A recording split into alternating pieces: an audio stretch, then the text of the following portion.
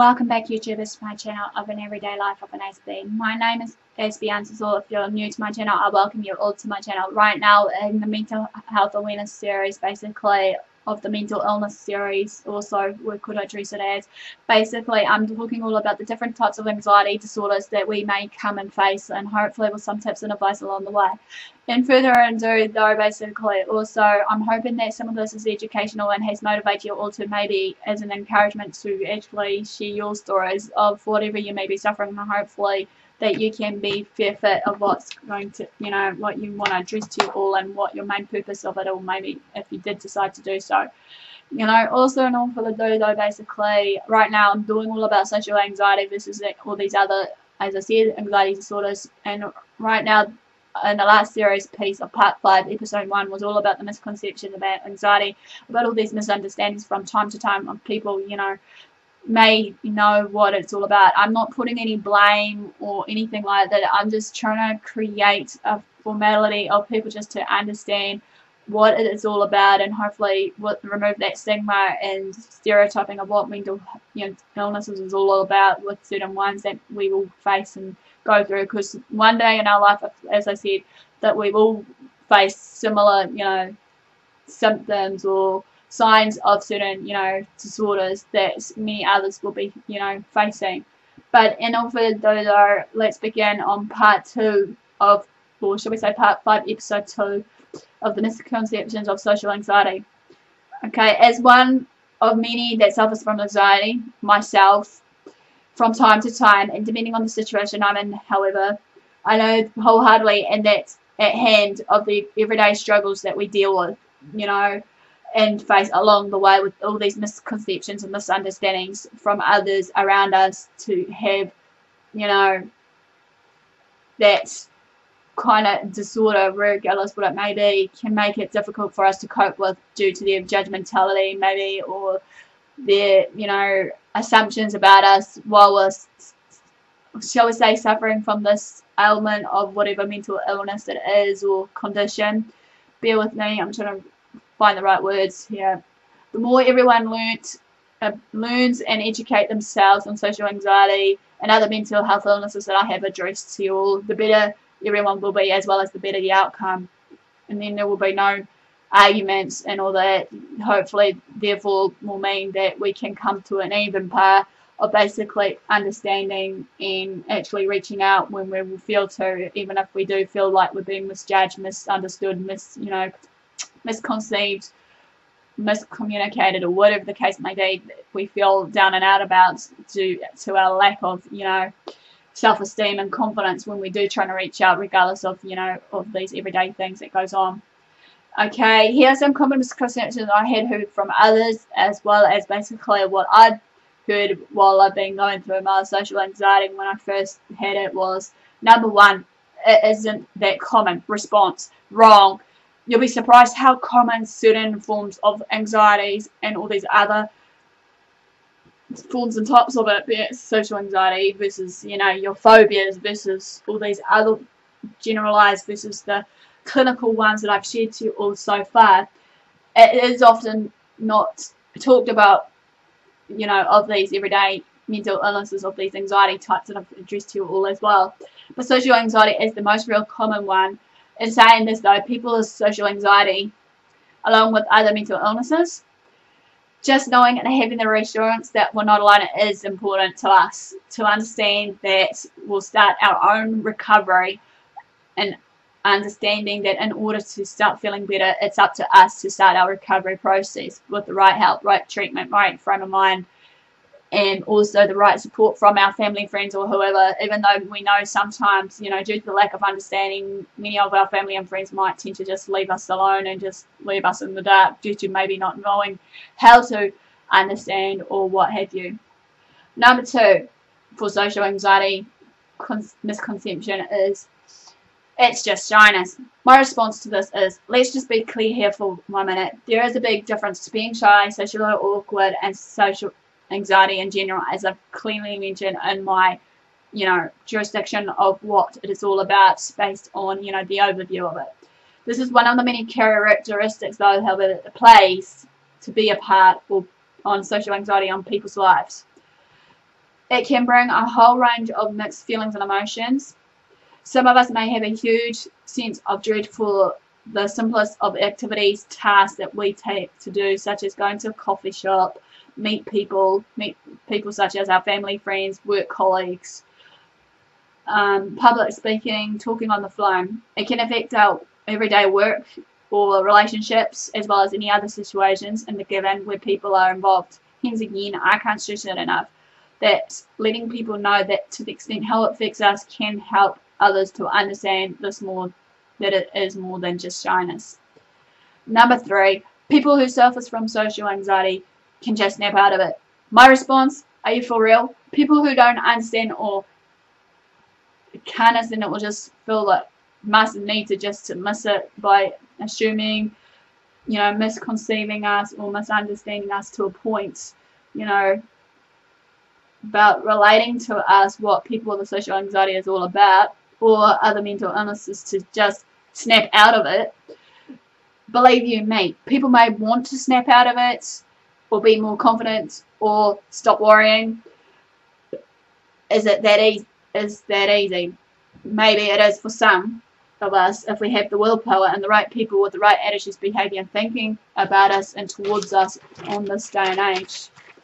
They try to be more empathetic, however, is my advice here, and understanding, basically. Plus remember that while we're going through this, we are humans like anyone else, and that we all struggle with something in our lives, no matter what it is, no matter how big it is as well, be it as small as, we've lost a family friend. In a bigger picture, we are pushing ourselves to maybe look for work because we were made redundant on our last job, whatever it may be. Number 4, as a permanent condition. My response to this, it's not permanent. Then again, as there are many different therapies and treatments to this and more, basically, of these for other mental illnesses. Many therapies are effective, and finding the right one for us is important for our recovery. Number 5, is caused by our genetics. My response to you for that is yes, genetics in a way can play a part in this. Yet social anxiety is linked right back to the way we were born and raised. I feel what is instilled in us, what we got taught.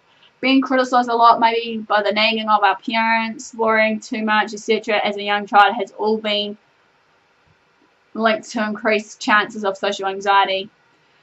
Often it's something that we learn as a child, and we can unlearn what we were learning, what was instilled in us, if we choose to, and therefore this can be treatable.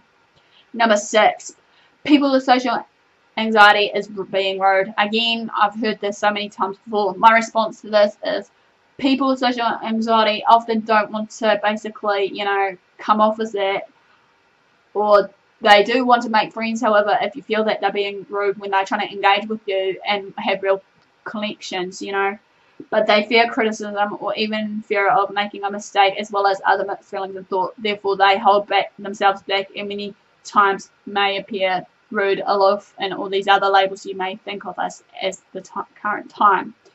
My tip is this: practice being friendly with other people and reach out to them and let them know that you do want their friendship. This is for the ones who are suffering from social anxiety. It's okay to make mistakes, obviously. We are all human. Basically, we can't always expect to get everything right the first time, basically. So practice on our weaknesses. Focus on those, as well as, knowing what our strengths are, and maybe use that to our full advantage as well, regardless what it may be. Number 7, people with social anxiety has a fear of public speaking. Yes, this is true. Many people with social anxiety will tend to have this fear, but this surrounds more than that. Then becomes difficult for them to do the simplest activity task, i.e. shopping, going to work, and that's because it's hindering us and actually, stopping us from what we so take for granted.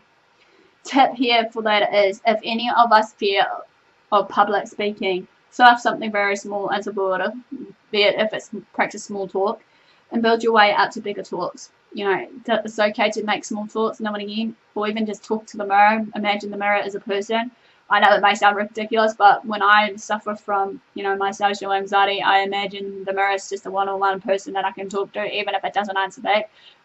Just trying to visualize that mirror as a person how they will speak back to me when I do, and also just, you know, little steps at a time, you know, knowing what to say and when to say it, as well as versus, you know, hopefully taking out what people may think of us, you know, and our mindset and all that based on our anxiety and whatnot. Remember, at least most people will be able to relate to this one way or another as well, and some people are understanding even if things are going not the way we wanted it planned to in the first place. Number 8, people with social anxiety need to go on medication. My response to this: how would you know this for a start? You know, you're no medical doctor. You know, you're just someone out on the street just telling us you think that we should be. You know, like I said before, tread with care of what you want to say to us and how to say it, and maybe basically know the classic signs and symptoms, and maybe say in an informal way of us. You know, here's an example: Kieran, I'm really concerned about how you're behaving right now or how you're thinking right now.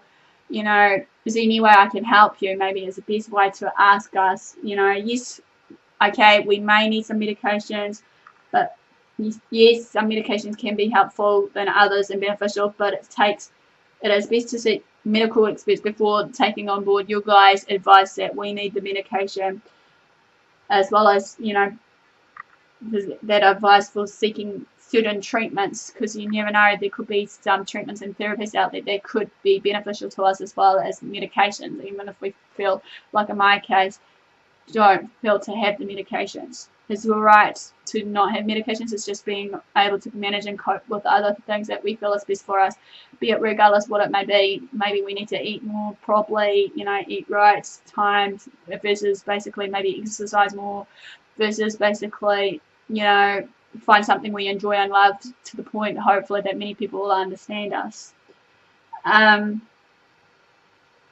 So that also, in saying that though, it's best to seek medical advice from, you know, from experts before starting on any treatment whatsoever, so that we can rule out any other health problems or other kinds of anxiety that has put us in there in the first place.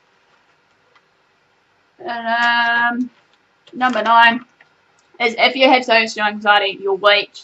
That's similar to what I've said about the PTSD sufferers. Basically, it's not, you know, about being weak. As we know, social anxiety is the most incredibly common, you know, anxiety form out there, and it doesn't make us any less of a person, you know, regardless of it as a diagnosis or a label mentality. Anyone can suffer from this, and it will happen eventually to anyone at any stage of their life. It can happen to anyone from any race, gender, background, and more. Tips here for you, or advice is: remind yourself of all the challenges that you've overcome in life, the goals that you've set and achieved along the way, with the times you've helped people, you know, and being with those people that you helped made you feel good.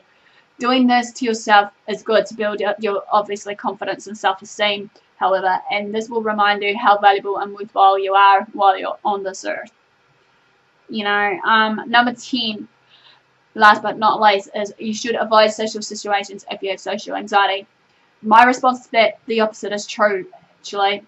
Again, it's up to us based on our everyday choices to what we want to do and how we're going to go about it. You know, some of us may want to just sit there and dwell on it and, you know, not do anything about it. But then again, now and again, as I said, is maybe we need to stop making excuses about what's going to happen here on in. You know, even if it is, you know, really hard not to do this in the first place. Another one is often avoidance, though, however, can create anxiety in the situation we're facing or going through worse. Proving to ourselves and not for others, though, to increase our confidence of facing those situations head on may put us at ease. Well, this basically ends the Misconceptions of Social Anxiety, episode 5, part 2. And I hope that it has expelled some of the myths about it all to you all. If you've got social anxiety, just remember, you're not alone. It can be treatable and manageable like any other mental illness. So what I want to say from my heart is, please don't suffer in silence, or please try not to suffer alone. reach out to someone who you can trust and actually, you know, seek the help you need to overcome this mental illness and more. So that ends basically my video. Give me a like, a thumbs up, basically. Subscribe to my channel if you haven't done so for daily, weekly updates of what I'm being up to versus everything else that I'm hoping to address to you all right now. Versus basically also follow me on Twitter, Facebook, SB Answers All.